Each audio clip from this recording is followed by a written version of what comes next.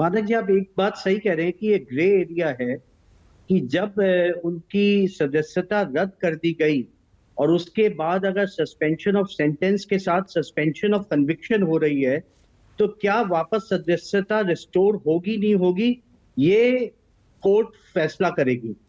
आपकी रिपोर्ट में एक और बड़ी महत्वपूर्ण बात ये रही कि क्या कांग्रेस हाई कोर्ट जाएगी या सुप्रीम कोर्ट जाएगी।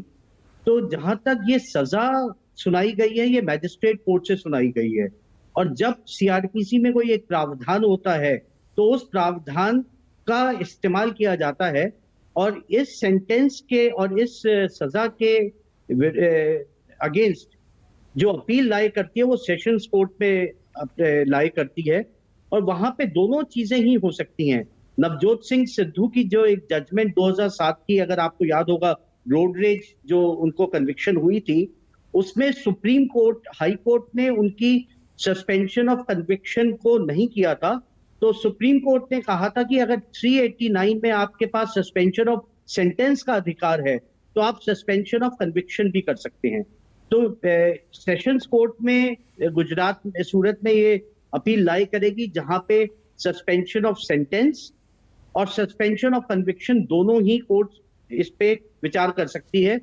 और साथ ही साथ कि क्या उसके बाद जो सदस्यता लोकसभा सेक्रेटरीट ने रद्द करी है, क्या उसको रेस्टोर किया जा सकता है। ये एक ग्रे एरिया है जो आने वाले वक्त में सुप्रीम कोर्ट से एक इशारा होगा। और इसमें आपने ये भी देखा होगा, जिस दिन राहुल गांधी को कन्विक्शन हुई है, तब एक पीआईएल भी लगी है। हाँ। और उसमें ये मांग करी गई है कि अगर आप, जहां हीनियस क्राइम नहीं है और जहां 2 साल तक की सजा का प्रावधान है, और किसी पॉलिटिकल मोटिव से आप 2 साल की सजा सुना दीजिए और सदस्यता रद्द कर दीजिए, तो सुप्रीम कोर्ट में ये पीआईएल गई है कि जहां पे मैक्सिमम सेंटेंस 2 ईयर है और हीनियस क्राइम नहीं है, तो वहां पे सदस्यता रद्द नहीं होनी चाहिए। क्योंकि कॉन्स्टिट्यूएंसी के लार्ज वोटर्स ने जब आप पे कॉन्फिडेंस रख करके आपको भेजा है, तो ये कहीं पॉलिटिकल पार्टीज का प्लॉय ना हो कि ऐसे ऑफेंसेस जो हीनियस ऑफेंसेस नहीं है और सिर्फ 2 साल के जहां प्रावधान है, तो आप मैक्सिमम सेंटेंस दे दीजिए और under the garb of maximum sentence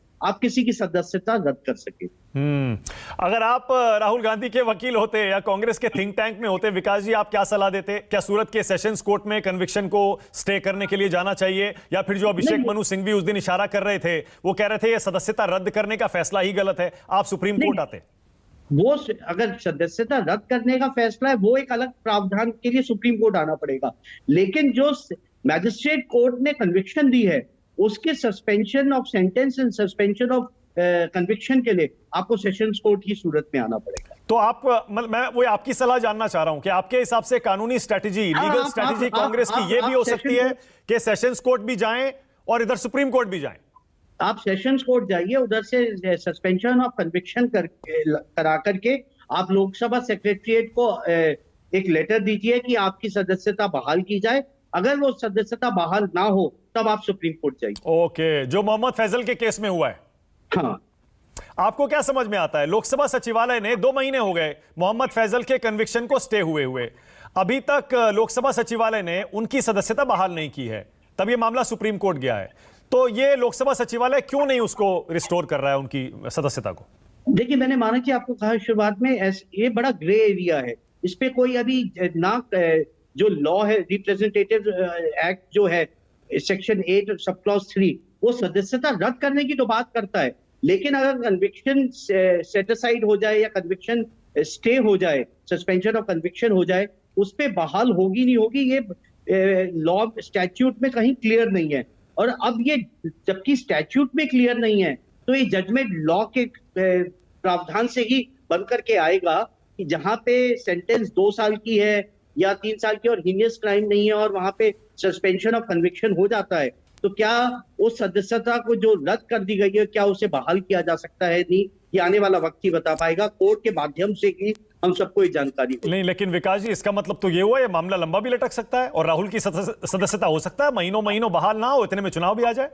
हाँ मानक जी, बिल्कुल हो सकता है। और तभी शायद अगले दिन ही पीआईएल लग गई कि कहीं पॉलिटिकल पार्टीज अपने ओपोनेंट्स को लोकसभा या राज्यसभा से बाहर करने का ये एक आसान तरीका ना ढूंढ रहे।